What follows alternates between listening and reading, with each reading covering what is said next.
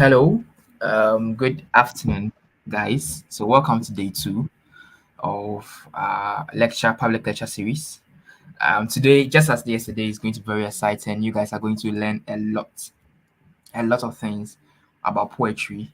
And as we do it always, or as we've been doing it, as the lecture goes on, please feel free to leave your comments in the live chats box, and any questions you have to the speaker would answer it quickly.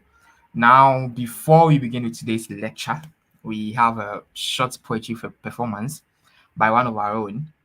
And when I say one of our own, I mean NS Rights Hub and NS Rights Community. We will talk about NS Rights Community sometime later before this whole lecture series is done. But before that, welcome, Kwame Tunes. Hello, everyone. Yeah, so Um, that is Kwame Tunes. Yeah, yeah, I can see you. Thank you very yes. much. Welcome. So, how are you Thank feeling? you, Alpha.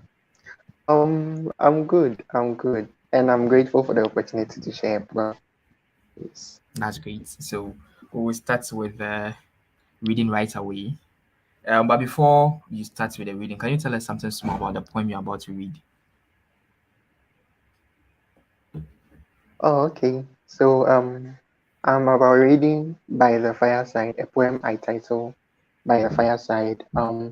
It's a poem I wrote for us to remember the old days and how we used to be. I mean, growing up, we had these times when we usually sat around a fire, we talked. The elders amongst us would just tell us something more about our tradition, something more about heritage. Sometimes they will tell us stories, um, very, very interesting stories that you could take very important life lessons from. And so this story is a reflection of that. This poem is a reflection of that tradition that we used to have. Yes. Okay, that's great. That's great. So then we'll get into it right away. All right. So, by the fireside, by the fireside, by the fireside in times past, our fathers drank from calabashes, told us tales of our heritage and our pride, from which we could scoop life-changing lessons like honey. By the fireside, we sat around in circles, held hands with beautiful ladies with whom we would share our lives. Is it safe to say that the fire around which we sat sent warmth to bind hearts discreetly? By the fireside, we learned the virtues of humanity. We sang praise songs for our brothers who made it. We dared not use little girls as a field for our sports. We learned that we accomplish nothing by using our fists instead of having thoughtful conversations. We lost ourselves in happiness every night, making Olympian gods jealous.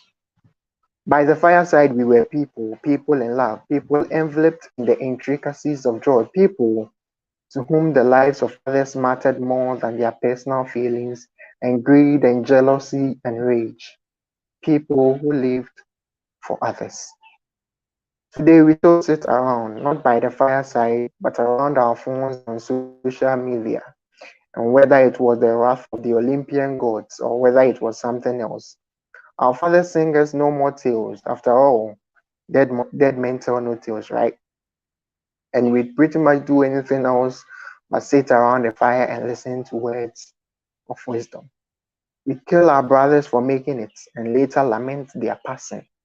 We walk around with no love in our hearts and would rather you see the opposite sex as objects of pleasure. Our joy stems from making mockery of victims of abuse. Maybe we sat around the fire for too long and now we've become the fire, destroying everything our tongue licks. Thank you very much.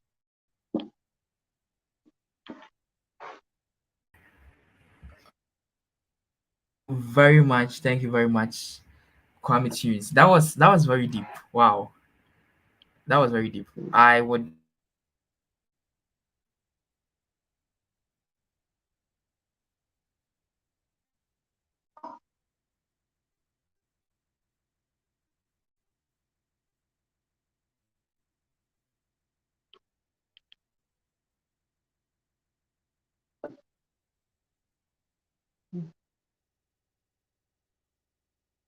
Hello,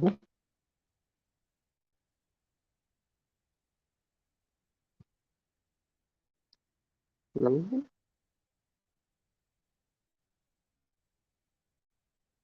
hello.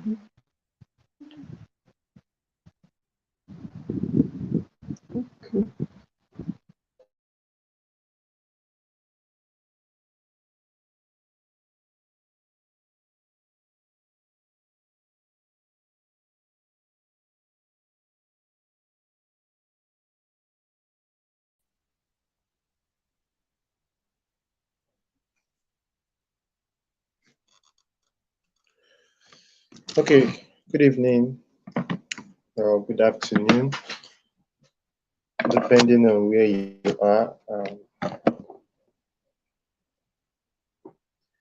All right, so I guess I'll just go ahead.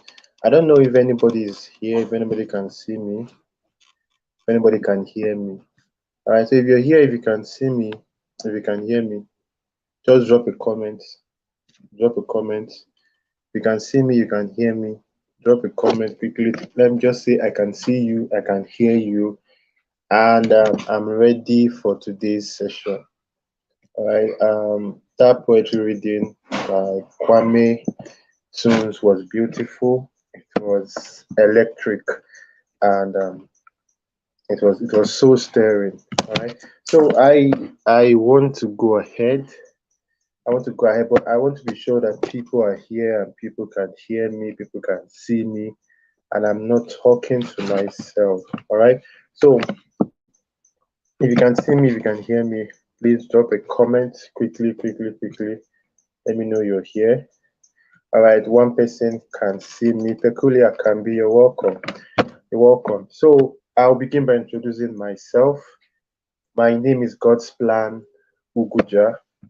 But most people know me as Pendulum. I write my poems under the name Pendulum. And I'm a poet.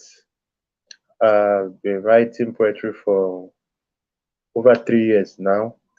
And I've been teaching poetry as well. Okay. I've been teaching poetry for the past over a year. Over a year now. I have an academy where I help poets discover the poetry in them and grow as poets. So the academy has run for over a year. We've had over 14 batches of students who have gone on to do great things with their poetry. Some of them have been published in journals, some of them have won competitions, some have given birth to their own anthologies, and so many things. All right. So that is basically who I am. I'm a poet. I write poetry. I teach poetry, among other things. Okay. So before I begin, I want to appreciate NS Rights community for this opportunity, for this privilege, for inviting me here. Okay. I really appreciate the opportunity, and I don't take it for granted. Okay, so it's a privilege to be here, and I can assure you, in the time we are going to spend together here, maybe 30 minutes, 40 minutes, I'm going to pour out as much as I can. I'm going to teach and explain on the topic I have today as much as I can. Okay. Um. So, are you ready to go? If you're ready to go, just type "I'm ready to go." Just type "I'm ready to go" so that I know that we are moving together. All right. Just let me see you type in the chat. I am ready to go. I am ready to go. I am ready to go. Or just drop a fire emoji.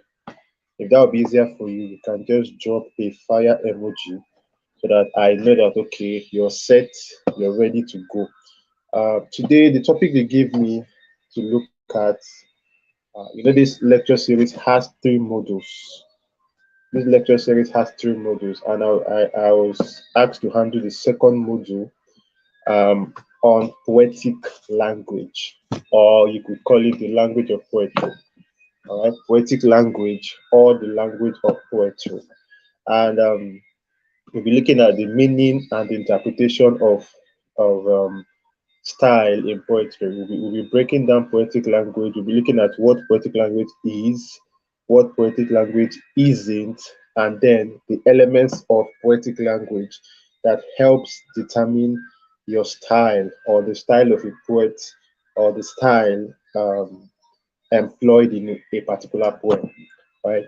So those are the three things we'll be looking at this afternoon or this morning, depending on where you are watching me from, or this evening, where whatever the time is where you are. We'll be looking at what poetic language is, what poetic language isn't, and then we'll spend the bulk of our time on the elements of poetic language, those things, those uh, elements basically that make up the language of poetry, that makes a poem to be a poem, to be different from prose, different from an article, different from a song, basically. All right. So, first of all, what is poetic language? The way I described it, what is the language of poetry? It is just a vivid, detailed, and carefully selected choice of words, choice of expression, sentences, vivid, detailed, and carefully selected words, expressions, sentences to convey meaning and emotion in poetry or in a poem. All right, so that's poetic language, the language of poetry. It's vivid. That's the first thing. It's vivid. So, poetry is not a plain language, or the language poetry is written in is not a plain language. Poetry is vivid. Poetry is deep. Poetry is heavy. Okay, poetry packs a lot in the words, in the sentences, in the expression. There's a lot of emotion. There's a lot of stories. There's a lot of feelings, a lot of things packed in the language of poetry. So poetry is not plain. Poetry can be simple, but is also deep. Poetry can be simple but deep. So it's vivid, it is detailed. The language of poetry is detailed. There are so many things in poetry. There are so many things in a poem. You can see a poem of 3 lines, but when that poem is unpacked, when that poem is analyzed, you find out that there is a whole lot that those 3 lines tell. The words in those 3 lines, the way the words are arranged, there's a whole lot of detail in it. There's a whole story, there's a whole agenda being pushed in those 3 lines. So the language of poetry is detailed. It packs a lot in a very small space or in a very small container. And then it is also carefully selected. All right, so poetry is the branch of literature where you need to be very particular about your words. You need to be very careful. You need to be very deliberate about your words. Every word in your poem must earn its place. Every word in your poem must be fulfilling a purpose in that poem, in that line, in that stanza. All right, so the language of poetry is made up of words, like I said, expressions, sentences, lines that are carefully selected. Before a poem comes out, before a proper poem comes out, there must have been a series of editing, proofreading, polishing, where these lines are looked at again and again, these words are rewritten again and again to ensure that at the final point where the poem is being presented, every word has earned its place. Every line is as good as it could be at that point in time. Obviously, with time, lines can be upgraded, they can be made better, they can be rewritten. All right. I believe that if you watching me now, if you've been writing poetry for a while, and you go back a year ago to those poems you wrote, or you go back 2 years ago to the poems you wrote then, you can actually make them better based on how much you've grown, based on how much your knowledge, your experience, your expertise has expanded, has grown in the intervening years. So I believe if you go back, you can always rewrite it, you can always make it better. But at that time that you wrote that poem 2 years ago, a year ago, 3 years ago, those words should have been the best choice of words at that time, based on what you were trying to say, based on what you knew, based on what you felt, based on probably what you have researched. and everything. So uh, I said the language of poetry in a nutshell is a vivid, detailed, and carefully selected words, expressions, sentences, lines that convey meaning and emotion in poetry. Now, I want to dwell a bit on that meaning and emotion. Now, every poem should basically contain two things, or let me say, every good poem should basically contain two key ingredients. One is meaning. Your poem must have meaning, that's a clear meaning, a clear message, a clear focus, a clear agenda that is trying to push, trying to convey, trying to pass across. Right? So even if your poem has beautiful words, but there is no clear message, the words are not really pushing any clear narrative. The words, your lines, your sentences, there is nothing that people can actually take away from your poem. There is no message, no meaning, no agenda to your poem. Then you've not written a good poem. So your poem must convey meaning. Underneath everything, underneath the rhymes, underneath the meter, underneath the poetic devices, which we will all talk of later, what is your meaning? Why was this poem written? What's the purpose of this poem? What's the underlying reason why you took up your poem, your pen in the first place to write this poem? So your poem must convey meaning through the language, through the words, through your expressions, through your sentences, through the structure of your poem, through your formatting. Everything must be done to further the meaning in your poem, the purpose. Some people will call it a theme. It's all the same thing. And then the second thing I mentioned was emotions. Okay. Poetry is the language of emotions. That's what I tell people. Poetry is the language of emotions. You can write a blog post without emotions. You can write an article solely based on logic.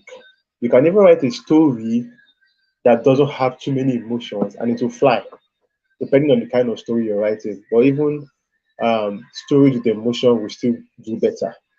All right, but you cannot write a poem without emotions and want it to fly, want it to have impact on the readers, want your readers to connect with you and feel the same thing you were feeling, see the same thing you were seeing, hear the same thing you were hearing when you wrote that poem. All right, so poetry is all about transfer of emotion, transfer of feeling from the poet to the readers, to the audience, whether it's spoken word poetry, whether it's page poetry, it is all about transferring that emotion.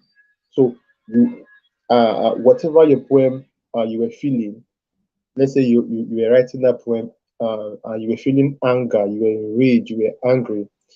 Your choice of words should be able to carry that tone of anger that will also affect the mood of your readers and um, create an atmosphere of rage in them as well. You write a sad poem, a melancholic poem, your reader should be able to, that emotion should transfer to them based on your choice of words, your expressions, your sentences, how your poem is formatted, and everything. So those emotions must be conveyed, whether it's love, whether it's guilt, whether it's sadness, whether it's sorrow, whether it's anger, whether it's joy, whatever you're feeling when you're writing that poem must you must carefully choose your language, your words, your sentences, your lines to convey those emotions as vividly, as clearly as possible to whoever is going to read your poem or whoever is going to listen to your poem. That's what makes your poem memorable. That's what makes your poem beautiful to your audience. All right. So I hope that definition is clear.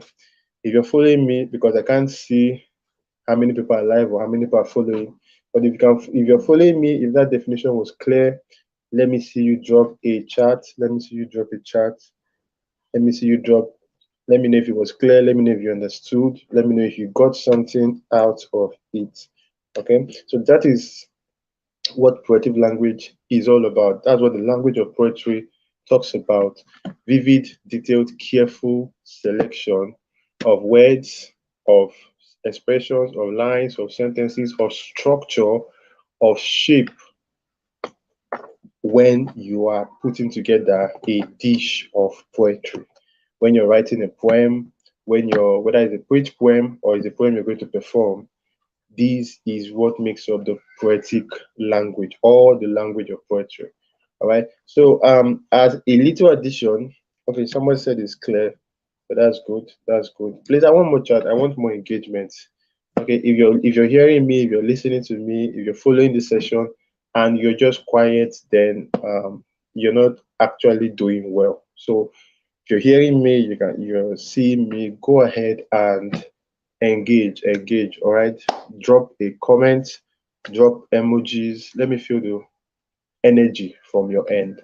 Okay, let me know that I am not working alone. I'm not talking to one or two people. Okay, let me know that we are more than where two or three are gathered. So, but that being said, as I'm waiting for your engagement, I will go ahead nonetheless. Now, what poetic language is not, or what does not comprise the language of poetry, what shouldn't be found when we are talking about poems and poetry, that's what I will talk about next, and it won't take so long. So, what poetic language isn't? Poetic language is not being unnecessarily verbose, complicated, or um, prevaricated. Poetic language is not, I'll explain all of them, but you can write it down. It's not being unnecessarily verbose, complicated, or prevaricated. Now, let me take them one by one. Now, I said poetic language is not being unnecessarily verbose. Now, verbose means using too many words than is necessary. Verbose means talking too much, saying more than you actually need to. Now, poetry is a concise form of writing. Poetry is, out of all the genres of literature, poetry is the most concise form or branch of literature. So in poetry, we aim to say, we aim to say as much as possible with as little words as possible. If you can say something in 10 lines, you don't need to write a poem of 14 lines. If you can say something in 14 lines, you don't need to write a poem of 20 lines. So poetry is all about conciseness, being concise and still being powerful, being concise and still being vivid, being concise and still being and still having depth, still being very, very emotional in your poem. So poetic language is not being verbose. It's not writing and putting so many unnecessary lines, putting so many unnecessary words, so many unnecessary expressions, sentences, and all in your poems. No, that is not the language of poetry. It's not adding rhyme scheme that is detracting from the essence of your poem, because some people rhyme for the sake of rhyming, and that is the sign of an amateur poet. Rhyming is meant to enhance the message and the flow, the musical quality of your poem. Rhyming is meant to make your poem sound more beautiful, make your poem more memorable, make your poem better enjoyed. But when you force your rhymes, when you try to rhyme at all costs, you are actually distorting the essence of your poem. And at the end, your poem will sound forced, your poem will sound unnatural, and it will not be enjoyed as much as it should. So poetic language is not being verbose, it's not saying what you should not, or including what you should not in your poem. Is being concise, being as brief but as cutting as possible. Okay, and the second thing I mentioned is not being unnecessarily complicated or complex in your poem. Now, poetry is not advanced mathematics. It's not engineering mathematics. There's no reason why people should be reading your poems and they are cracking their brain non-stop trying to understand what you're saying. Yes, we get that poetry is not plain. Poetry is not all that straightforward. Poetry is not like articles where what you see is what you get. Okay, poetry is there's depth to poetry. There is um how do I say this? When you write poems, there's always hidden meaning. There are always connotations and denotations, other things that are embedded underneath the words. But it doesn't have to be unnecessarily complicated, especially if you're writing contemporary poems. Okay, so the reason people were running away from poetry back um, in the traditional times, as when they wrote traditional poetry, the 90s, 80s, the 20th, 19th, 18th century backwards. The reason most people were running from poetry was because poetry then was meant to seem so complicated. Poetry was meant to seem so abstract. You read a poem and you can't get your head around anything. It's as if they are trying to solve mathematical equations in the poems. It doesn't need to be so. Your poem can be simple and still have depth. Your poem can be simple and still pack a lot of meaning. Your poem can be simple and still not be straightforward. Okay, so poetic language is not being unnecessarily complicated. Some poets just like using complicated words, complicated terminologies, big and high sounding words in their poems, words that have no real purpose, no real use in the poem. They just use it to show off. They just use it so that people know that okay, they have these words in their vocabulary. But you forget that the number one reason why, or the number one essence of every poem is to be understood. If your poem is not understood, how can it be appreciated? If it's not understood, how can people really love it or like what you've written? So there is no need to be unnecessarily complicated. Simplify your poem as much as possible. It's even the mark of a great poet that you can be simple and deep at the same time.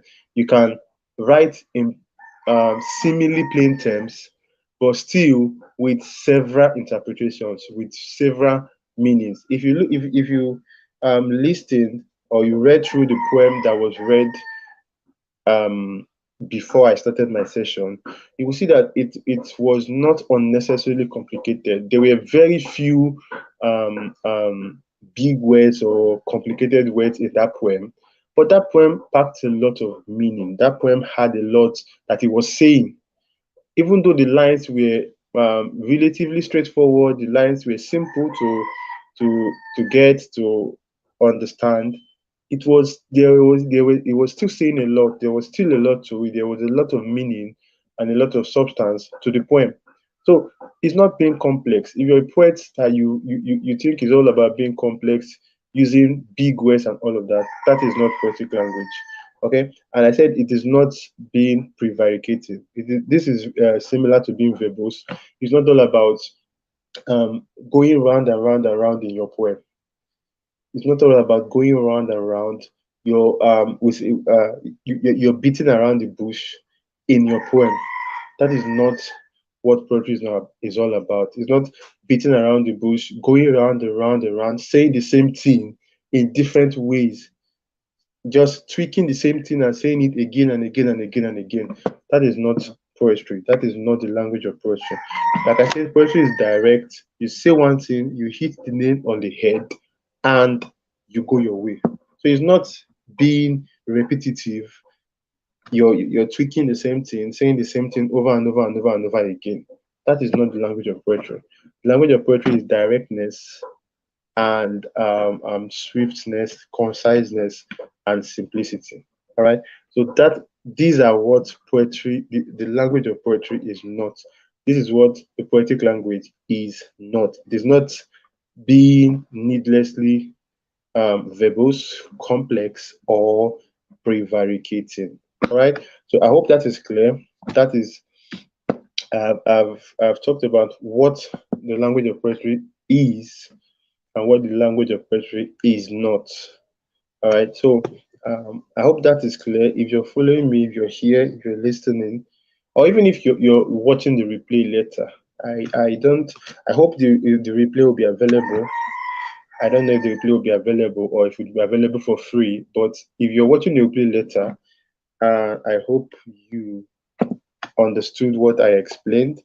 I hope you're following me, and I hope you're learning something from this session. I hope you're getting value, and I hope you're seeing one or two things that you need to either add or take away from your poetry. All right. So that is the first part, what the poetic language is and what it isn't. That's the first part of this session. And if you have questions from that part, you can you can put it down in the comments so I can see it. If you have questions from that part, that first part I just wrapped up, you can put it down in the comments so I can see it. Before I go into the second part, the elements of poetic language. The elements of poetic language. So those things I mentioned, we'll break them down as much as we can before we wrap up this session. So we'll be looking at the elements of poetic language, the elements of poetic language. If you have questions, like I said, put it down there. And as I wait for a question, I will go ahead so that I don't waste time unnecessarily. Now, when we talk about the elements of poetic language, like I said before, we're talking about the things that make up poetry, the language of poetry, and well, good poems, basically. All right. So, and these things are word choice, poetic devices, figures of speech, elements of sound, and poetic structures or poetic structure. Okay. Word choice, poetic devices, figures of speech, poetic structure, and elements of sound. Elements of sound. So we'll look at them one by one.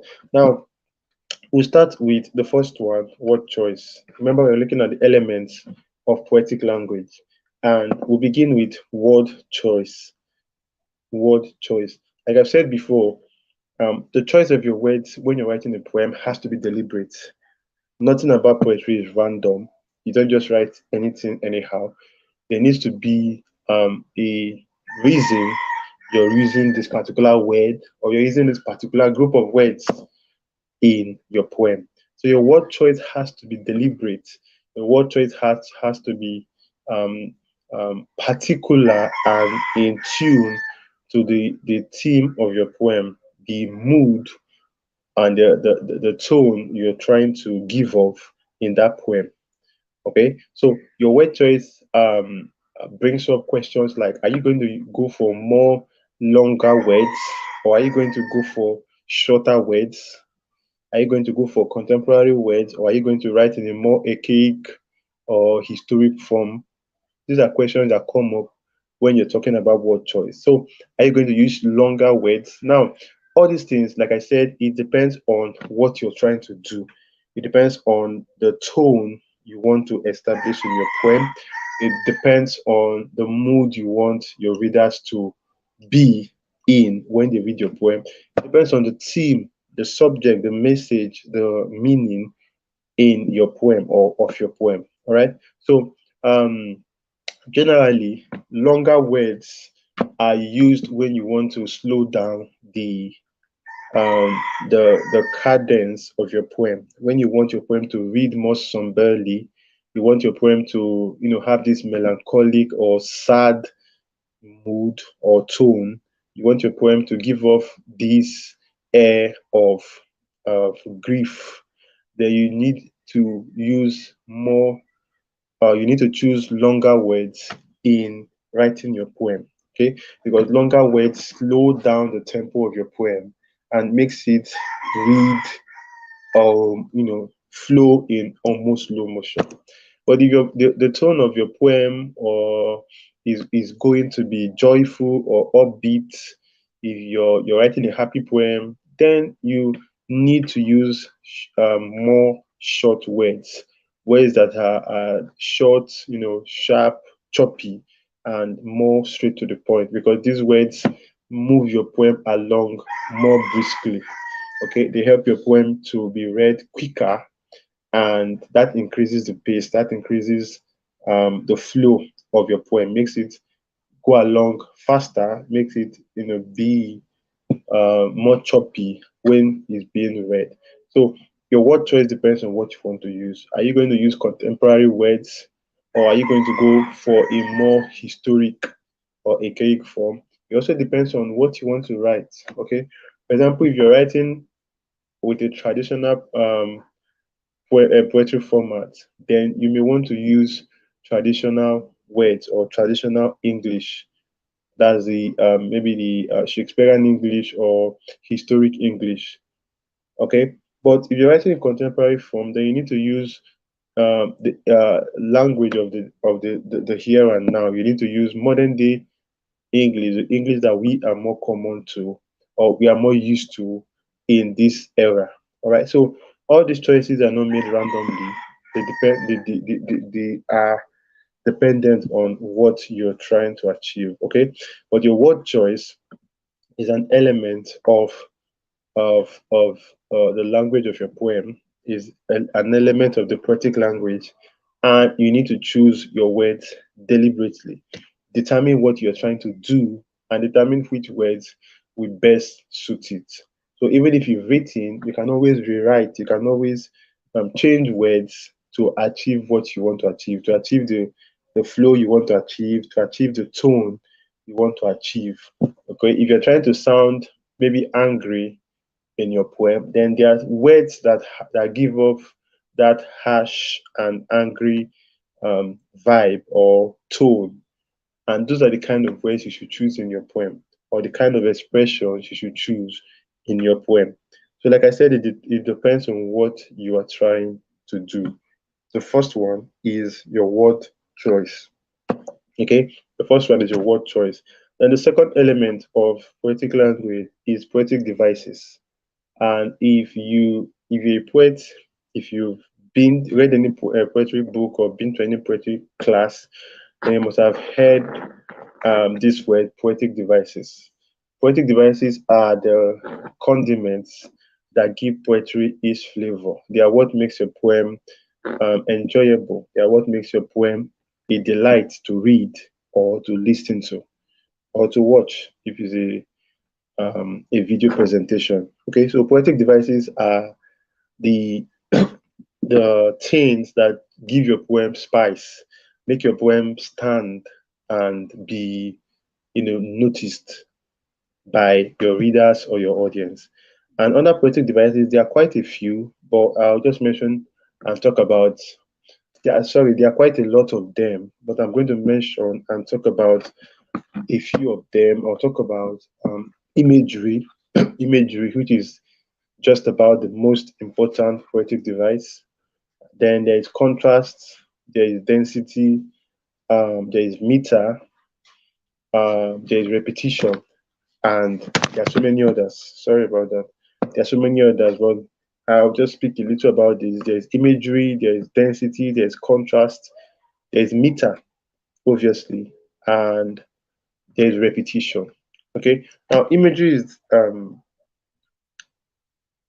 the quality of or how you make your readers see, hear, feel, touch, and smell what you've written. So imagery is what takes your poem out of the page and gives it a life of its own. Imagery is what helps your reader to be able to actually relate with your poem, because they can now see themselves in your poem. They can hear what you're trying to talk about in your poem. They can smell it, they can feel it, they can taste it. All right. And there are about 7 different types of imagery.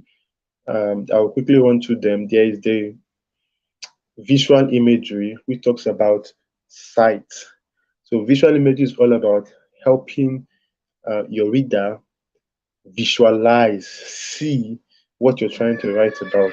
So you use words, you choose expressions that will help them paint pictures in their mind of what you're trying to write about. So an easy way to do this is to use descriptions, or maybe even something like a simile, for instance, can help you paint a picture of how soft something is.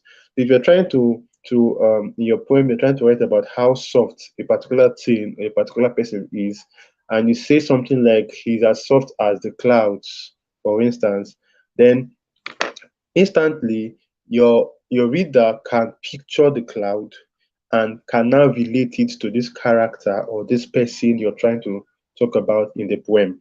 So that is visual imagery. You're giving them a picture of the clouds and that quality of softness that the cloud has, and they can now relate it to the person you're talking about. But if you just say the person is soft, there is really no picture that creates. That doesn't create any picture in their mind, because how do you envisage or how do you visualize somebody being soft? But when you now relate it to the cloud, or maybe to cotton wool, or to a mattress or something like that, then your readers can now picture what you're trying to say, right? So that's visual imagery. There's also auditory imagery that talks about helping your readers hear what you're saying. So you, in this case, you choose words or expressions that will create an acoustic impression on your readers that will make them hear what you're trying to say. And you can use figures of speech like onomatopoeia, which links words with certain sounds. All right. For instance, if you say the gurgle of the river, that's Gurgle, or the tick tock sound of the clock, or the splattering of the rain, or the booming of the cannon. All these are auditory imagery, because when you say booming, when you write or you say booming, your reader is able to hear that sound. I believe everybody has either watched or heard the sound of a cannon or the sound of a gun when it booms. So when you write or you say something like the booming of, they are able to hear the sound, and it gives an acoustic property to your poem. So it's not just on paper now. Now they are hearing it. They are hearing what you're trying to write about. They are picturing the sound of whatever you're trying to talk about. So that is auditory imagery, and there is also olfactory imagery. Olfactory imagery talks about uh, being able to smell what you're writing. So it depends on the imagery you will use depends on what you're trying to express or explain or talk about in your poem. So olfactory imagery talks about smell, and you can help your reader smell what you're writing by your choice of words. So when you use words like uh, scent, words like aroma, words like odor, then you're trying to invoke people's um, sense of smell.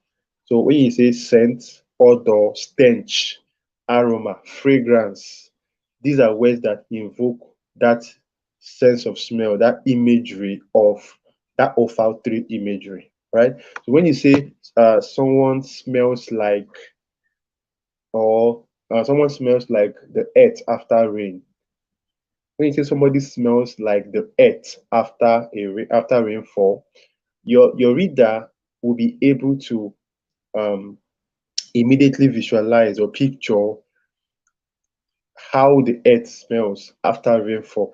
Especially maybe those people that live in dry areas where there's no so much rain, and then the rain falls, and the earth gives off this peculiar smell, this kicking smell. When the land is just receiving water, is now opening up and all of that. So people are able to picture that smell. Or there are so many different examples you can use depending on what you're trying to um, to represent. Or when you say that someone has someone smells like rotten egg, or has the odor of rotten eggs. Anybody that is reading your poem that has been around rotten eggs before can instantly picture, smell what you're trying to portray in that poem. So your poem is no longer just on paper, it's now in their nose or in their nostrils. So that's olfactory imagery. There's also um, I think there's tactile imagery. Tactile imagery talks about touch or feeling. So it's a way of helping your readers feel what you're trying to say, what you're trying to explain. And it also, you also be able to do this based on your choice of words and your expressions. So when you use words like prickly, when you use words like hot, when you use words like smooth, when you use words like itchy, cold, all these things, um, plus the accurate descriptions, people, your readers are able to picture the tactile imagery of what you're saying. They're able to picture that thing you're trying to explain, how it affects or how it relates to their skin. So they can feel how hot it is, or how cold it is, or how prickly it is, or how smooth it is. Right? So that is tactile imagery, and there are many others. There's one that has to do with the sense of taste. Um, I can't remember the name now, but it also helps your readers to. Okay, I think that's gustatory imagery. I think that's gustatory imagery that has to do with taste. I'm not really sure, but it helps your reader to taste what you're writing, taste what you're describing. So words like sweet, sour, bitter, salty, with the accurate descriptions, help people um, taste what you're trying to write. So instead of it just being on paper, now you're giving them the gustatory imagery of what you're talking about. Okay, and there's kinesthetic imagery that talks about movements and all of that. So imagery is how you help your readers picture what you're writing about. Then density is another poetic device that talks about giving weight to your poem, giving weight to your poem. All right, so density is just focus on using concrete expressions rather than abstract expressions in your poem. Concrete expressions are expressions, or they are things that you can see, you can touch, you can feel. But abstract expressions are things you cannot see, touch, and feel. So when you use abstract expressions, because they're abstract, people cannot really place any particular uh, I don't know how to say, but people can't, or let's say it means different things to different people. There are different ways people can interpret what you've written. For instance, if you say someone is happy, if you write that someone is happy or someone is joyful, it mean different things to different. Happiness is abstract, okay, because you can't touch it, you can't see it, you can't taste it, you can only feel it. So it's abstract. And happiness means different things to different people. So how one person will interpret it, how another person will interpret it will be different. But if you make it abstract by maybe writing something like she looks like a child on the playground. She looks like a child on or in the playground. Now you've added density to that poem because now the child and the playgrounds are concrete expressions. Okay, you can see a child, you can touch a child, you can feel a child. The same with the playground.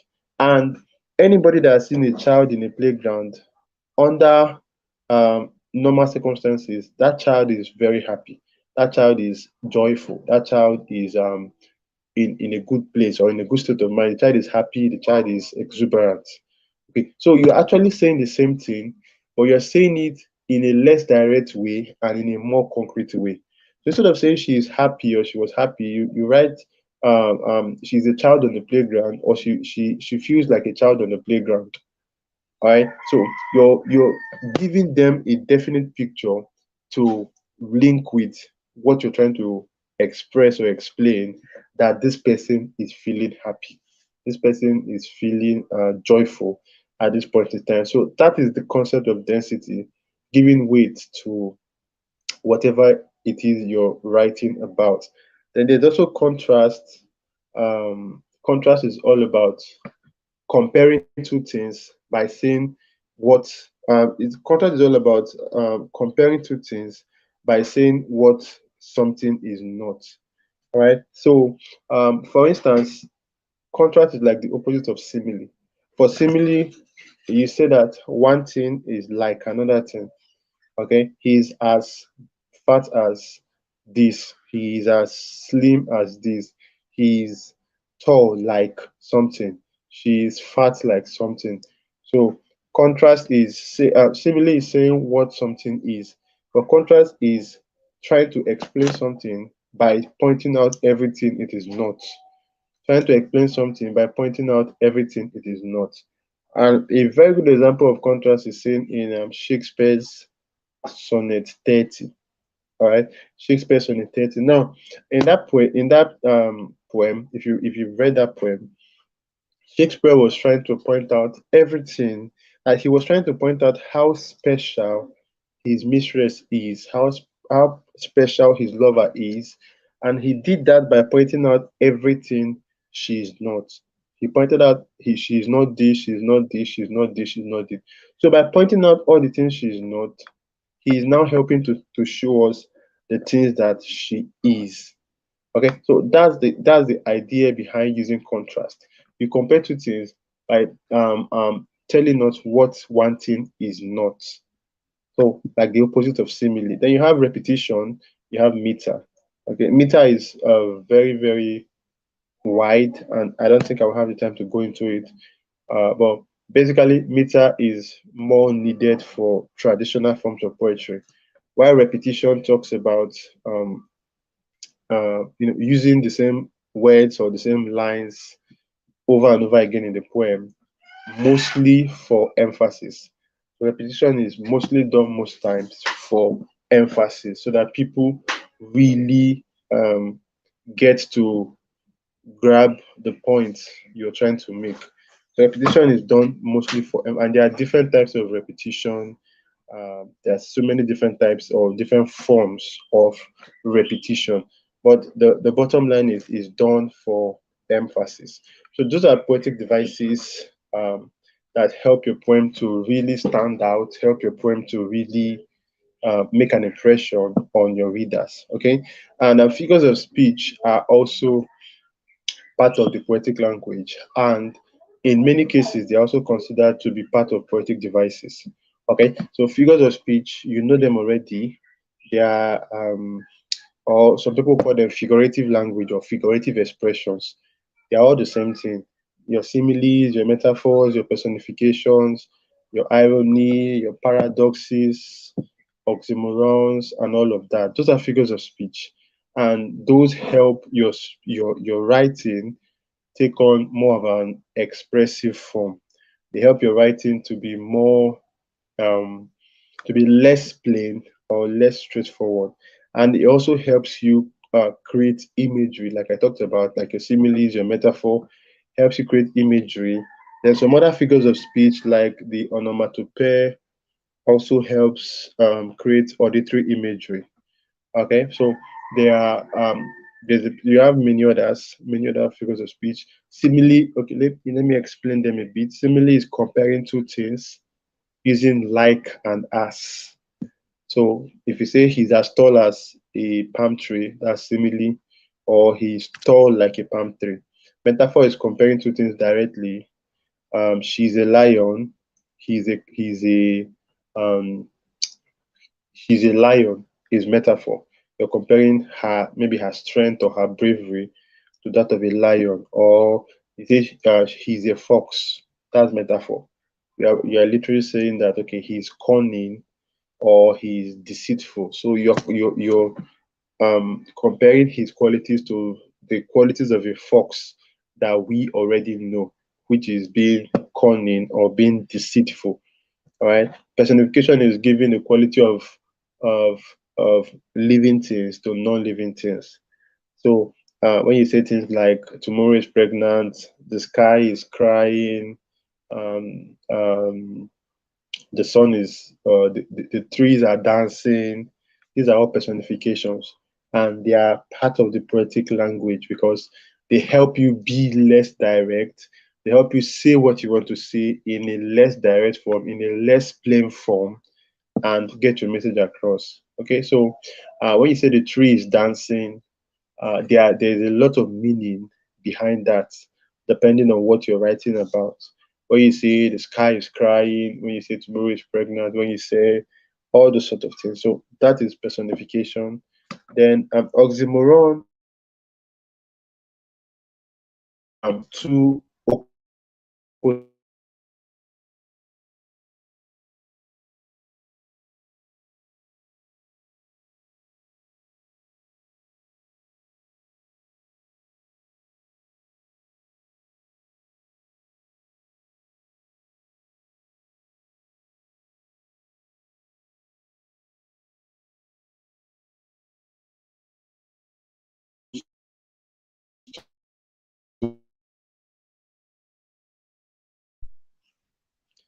Okay, I think I went up there. Well, I'm back now. So,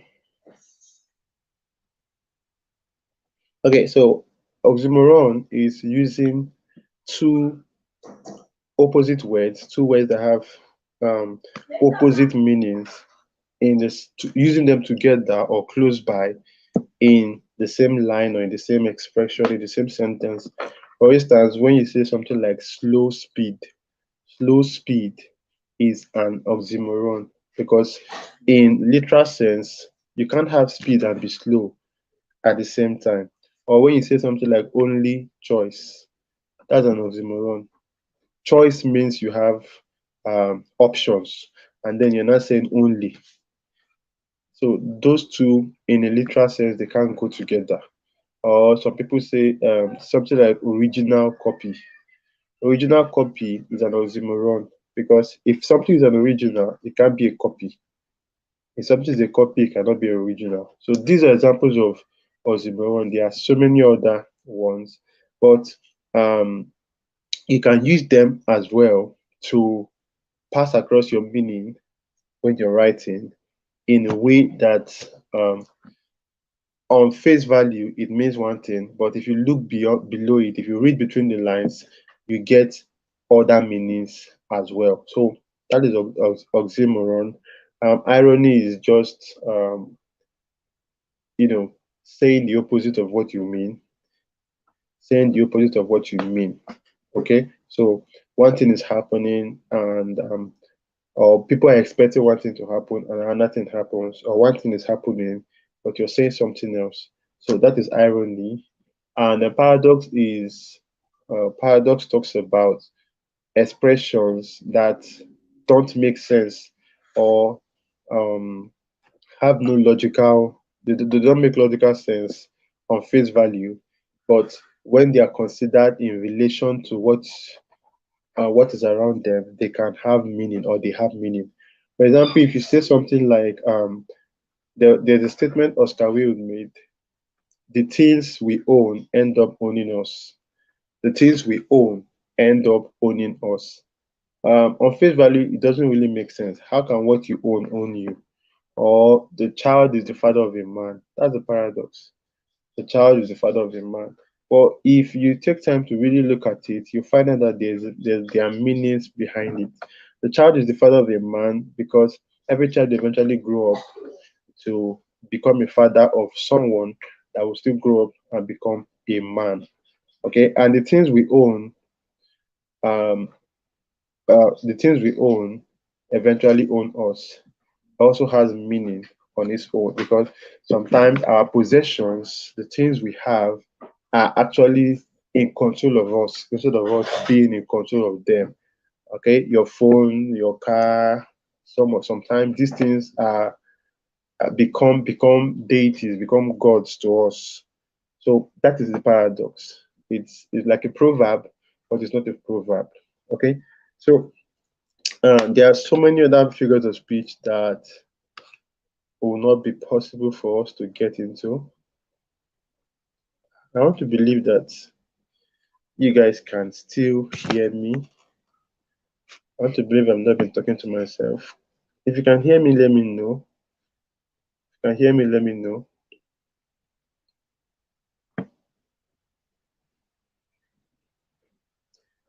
Can hear me? Just drop a comment. So it will not be that I've been talking to myself.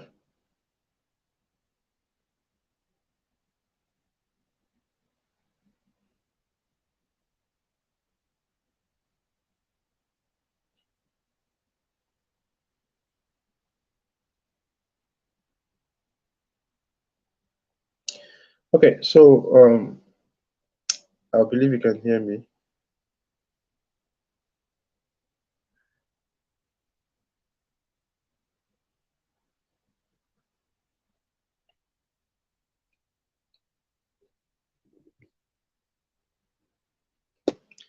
All right, so we'll go over to the elements of sound.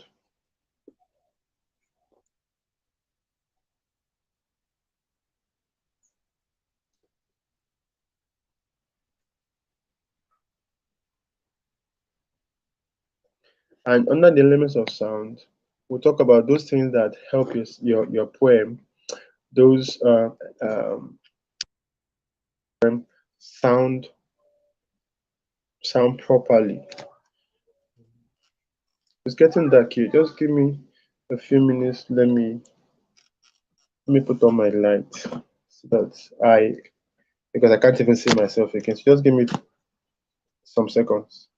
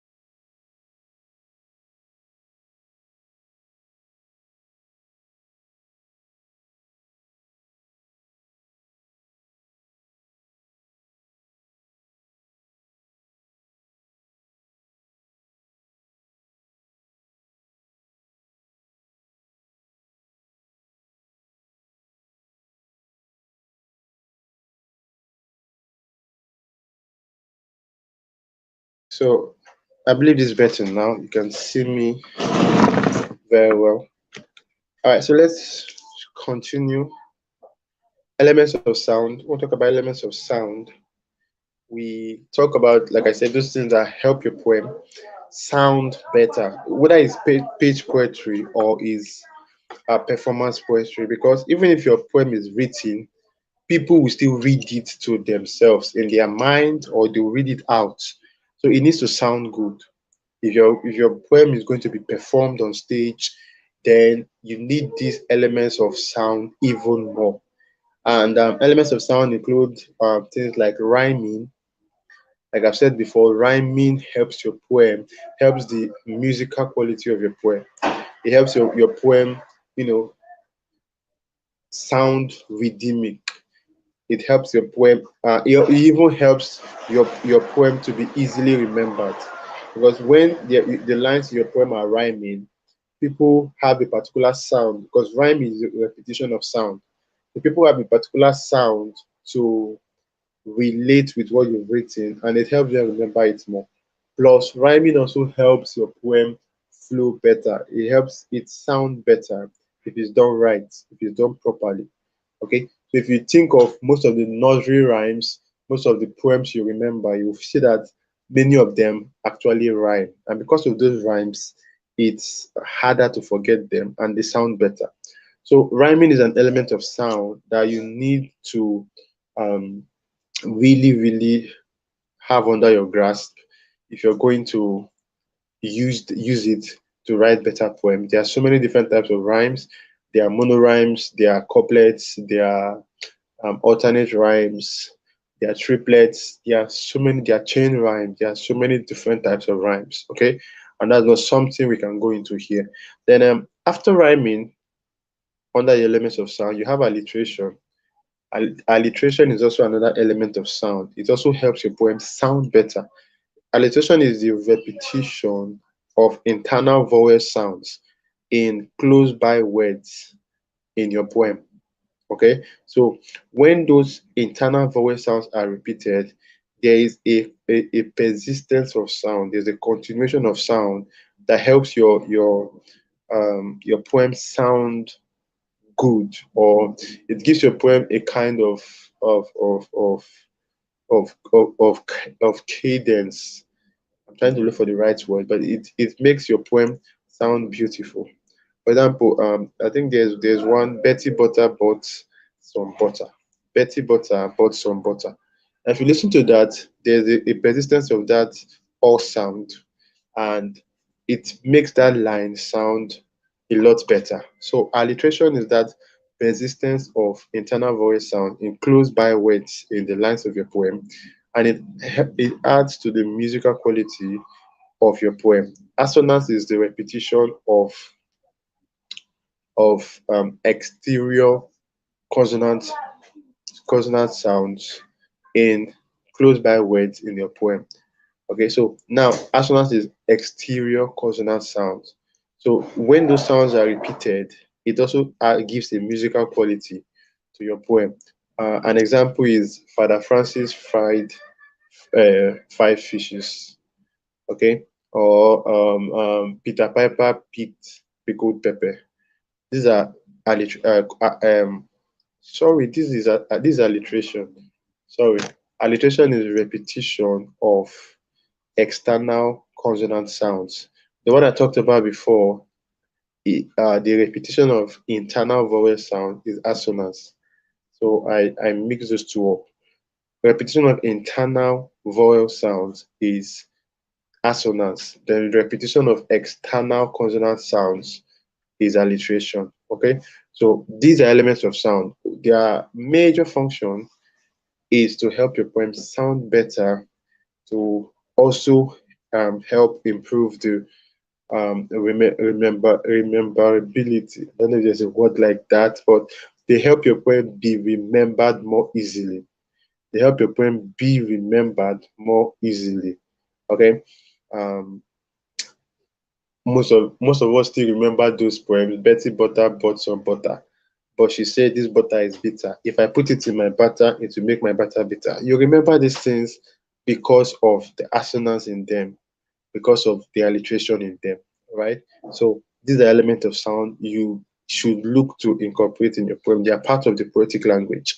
Rhyming, alliteration, assonance, consonance is also there as well. Consonance is repetition of consonant sounds. Okay, consonant sounds. It could be at the beginning, it could be in the middle. Consonance is the umbrella name of repetition of consonant sounds. So whether it's in the beginning, it's in the middle of the poem, of the word, is at the end of the poem, wherever it is, that's consonance. Then under consonance, you have different types of repetition of consonant sounds. So alliteration is now repetition of exterior consonant sounds. Then there's also one called sibilance. Sibilance is repetition of the S and Z sounds. So the repetition of S and Z consonant sounds in nearby words is called sibilance. These are all elements of sound. An example of sibilance is there's this tongue twister. She says, she sells, she sells. I can't even say it. That tongue twister is very, very daunting, but probably you've heard it. She says, she sells on the shore. That's sibilance. You're repeating that sh sound or z sound. So those are the elements of sound. There's a lot more to go into and learn under them. How to rhyme, the different types of rhyme, alliteration, and why it is used, where it is used, assonance, consonance, sibilance, but those are part of the poetic language. Those are the elements of sound under the poetic language. Okay, so um,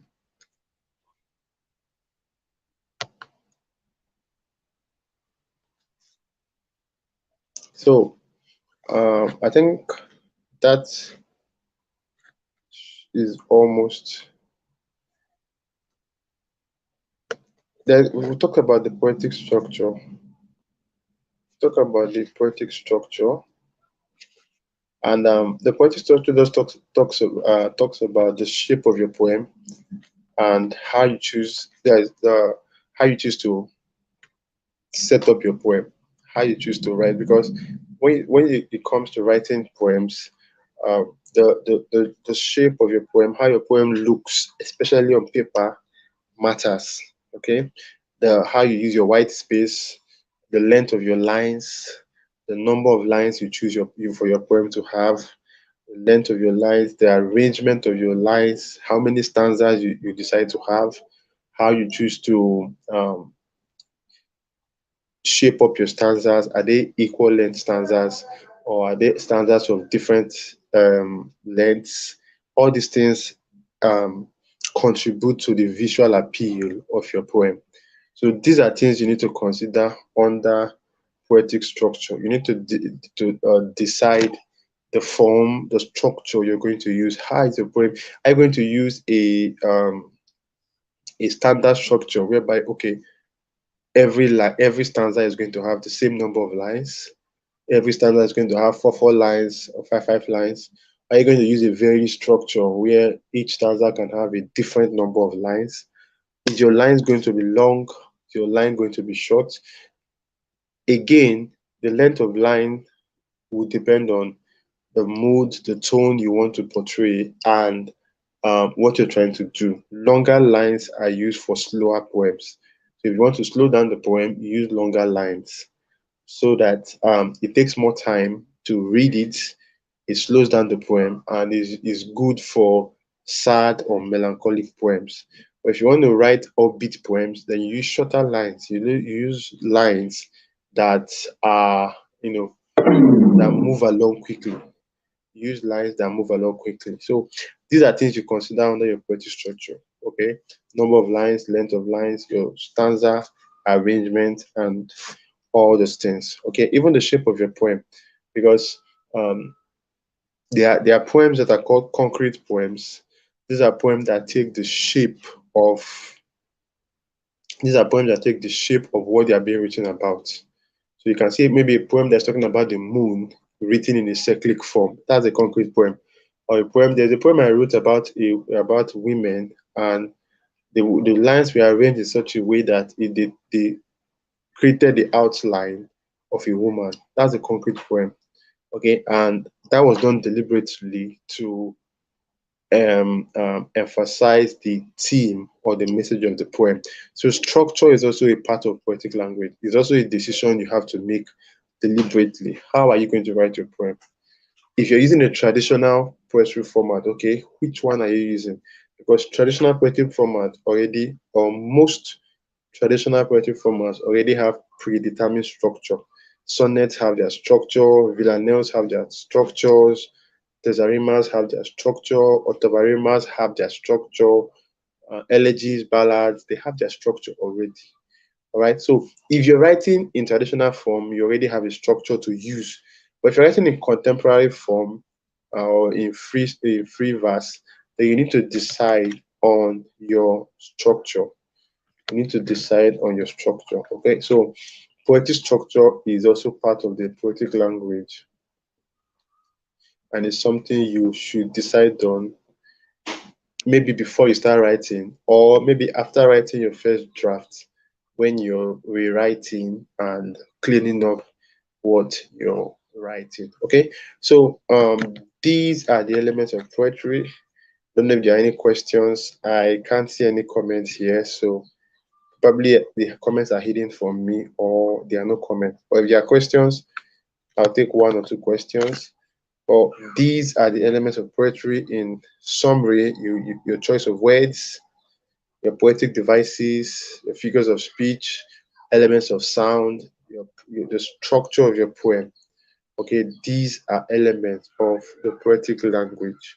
And like I said, what these elements help to do, they help to determine or establish the tone, the mood, and the general meaning of your poem. They have to determine the tone of your poem, the mood of your poem, and the general meaning of your poem. Okay, the tone is the voice of the poet, the voice in which the poet or with which the poet is writing that poem. So the tone could be harsh, the tone could be mellow, the tone could be, you know, depending on the voice of the poet. While the mood is the atmosphere or the environment in which the reader is reading the poem or the reader is consuming the poem. So it depends on how the mood will generally depend on how well the poet has been able to convey his emotions through the poem to the reader. So the poem, the mood can be upbeat, the mood can be melancholic, the mood can be joyful, the mood can be anything depending on how the reader is feeling when that poem is being read, the energy, the vibe being given off by the poem. So that's the tone. Tone is on the author, on the poet side. Mood is on the reader's side. And I've talked about the meaning. So all these elements of poetic language help to establish the tone, the mood, and helps to push the meaning of your poem. So that is it for what I have. That is it for what I have for today. I don't know if there are questions. If there are no questions, I will just take my leave here. Once again, thank you for the invitation. Thank you for um, calling me to be here. And I really hope I've been able to deliver a few things that can help anybody watching this understand the language of poetry and apply it to their poems. All right, thank you very much. All right. Thank you very much, Pendulum. That was very insightful. That was great. That was great. So there are one or two, three questions I have here that I would ask, right? And then once we are through that, All right, go then ahead. we'll see bye bye to you and see you next time. Okay, so the first question has to do with the idea of being deliberate when you're writing your poem, right? The person wants to know what about the spur of the moment kind of writing, where some people see some people write from emotions. They are sad, something goes on in their life, they're depressed a bit or something, and then they write it down and then they decide to write something and it just comes out. So what happens to those kind of poetry after that? Do they have to settle down and probably be deliberate about it and change certain things, or after they are done, they are good to go? I don't know if the question Okay, is clear. yeah, I got the question. There are sometimes that you write based on how you're feeling, you write based the on the spur of the moment. Or there's something I say, you write with your heart, edit with your head. So probably you're feeling something or the muse comes and you're pushed to write, you pick your pen or your phone and you write something down, you pour out your heart and let everything go the way it is. That is good. You can do that, obviously. I will never advise you to restrict yourself when you're in that kind of zone or you're in that flow. So it's a good thing. Write it out, pour out everything you're feeling. Okay, write from your heart, but do not send out that piece when you're done writing. Okay, that cannot be your final draft. That's your first draft. It cannot be your final draft. So after you've done that, after you've written all that, that is where the process of editing and the process of being deliberate now comes in. Now, whatever you've written was written for a particular reason. You were writing probably to express how sad you were, to express what you were feeling, for whatever. At the end, after you've written that, you still need to calm down, get your wits about you, probably give what you've written some distance, maybe some hours or some days, and then you come back and clean it up. You come back and now apply that deliberateness, come back and edit it properly. So you come back now and you will still find out that there are lines that are unnecessary in what you've written. There are lines that are just repetitive. There are lines that are verbose. There are lines that are plain. There are stanzas that should not be there. There are things that you can rewrite. So that is now where the deliberateness is coming from. So it is not about um, trying to remove what you were initially trying to write about. It's just polishing what you've written to help you um, pass on that message more clearly, to help you say what you wanted to say in a more clear, in a more precise, and in a more professional format. Because that first time you wrote, there may even have been few mistakes because you were writing based deeply on your emotions at that point. So you still need to give yourself some break, then come back and edit what you've written, make it better, make it stronger, polish it, let it shine. So you're not going to throw away the core, you're not going to throw away the essence of what you've written, but you polish it so that it shines even better. And that is where the deliberateness comes in. Deliberateness.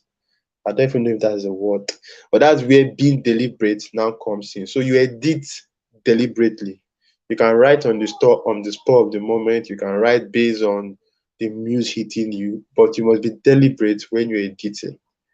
So I hope that question has been answered. Yes. It makes a lot of sense. I think, and I do believe, I also do buy in that kind of thoughts, line of thought, when it comes to poetry. You, of course, obviously, when you write in the spur of the moment, it can't be perfect in that first write, right? And you would probably certain things. So when you read them later, sit down and reread, that's when you get to know that, yeah, there are certain things that could be said in a certain way that would put the idea out very well. No, so that's very good. And there's the last question, and that would have to do with the complexity. I think you talked about that. Poetry, language not being complex, and all that. So the question is, so if yeah, okay, I hope you can hear me. Yeah, I can hear you. Okay. So the question is that, so what if the poet uses literary devices or any of these literary techniques, to sort of write in a way that gives the poem a certain kind of deeper meaning or different meaning more than the ordinary language that is used. Would you term that as being complex? I don't get the question.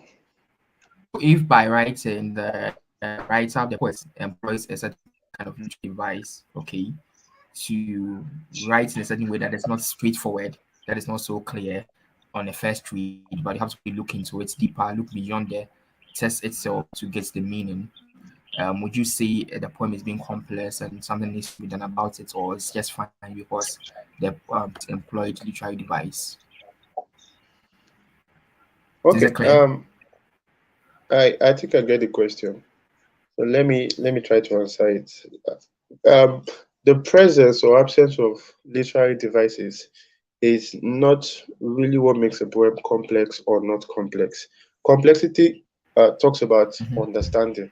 So you can use literary devices and your poem will still be complex. It depends on um, your choice of words and your description. So after writing, what you should ask yourself is Okay. the people that are going to read this, because when you're writing your poem, you should have an idea of your reader base, the kind of people you're writing for. So let's say you're writing a performance poem, you're going to perform somewhere. You should have an idea of the audience. Are these young people? Are these millennials? Are these old people? Are these professors? Are these Christians? Are these Muslims? Who am I going to perform to? If you're writing to submit to a magazine, you should also know, okay, um, maybe have some information on the readers of that magazine or the editors, the profile, the kind of people these are. If you're writing to publish on social media, you should have an idea of your readership. What's their general comprehension level like? Okay, and you write with words that or with expressions that they can comprehend. So you can still use include figurative expressions, poetic devices, and all of that, and still do it in a way that they don't understand. It is too complex. It is above their head. and they will still not understand. You can, so it's not about adding or not adding poetic devices. You need to know the comprehension level of your readers. What kind of Okay. people are you writing for? And then you write in a way that they understand. You write with words that they can relate to. If you're writing to teenagers, you know words that they can relate to. If you're writing to older people, your poem should not be carrying many of these modern lingo and slangs because they cannot relate to that. So that is one thing that can also help you make your poem less complex.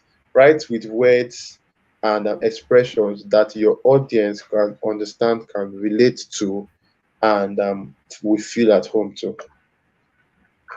That's great, and that's an excellent answer. Thank you very much, Pendulum. So I think this will bring the discussion to an end. It has been an amazing having you. Any last words for our audience? All right. Um, Personally, it's been amazing sharing from what I know. Not that I know that much, but all I want to say is I've shared a lot, and there's a lot out there. If you take time to go on YouTube, join poetry classes, read poetry books, there's a lot out there. But um, you become a better poet when you actually begin to practice what you're learning. So it's not just about learning, it's about putting into practice what you've learned. So please, if you've been here in this session, you've learned one thing or two things or 10 things, make sure you put it to work, implement it, begin to put it into your poetry. As you write, try to put these things. The ones you don't understand, you can go for further learning. Go on YouTube and watch videos, look for books on poetry and read to get better understanding. So it's not about learning, it's about learning and practicing, and write more and more. I keep saying this everywhere. Write more. The more you write, the better you begin to write. The more you're writing poems, the more you're writing stories, the more you're writing articles, the better you get at it. So my final words, learn, implement, and write more. Thank you. All right, thank you very much, Pendulum. That's nice having you. All right, so Yeah. we'll say bye to you then. We have another session coming up, guys. So in 30 minutes time, we'll come back here and then have the next session with our next guest, and that is Mr. Poetivist. See you then.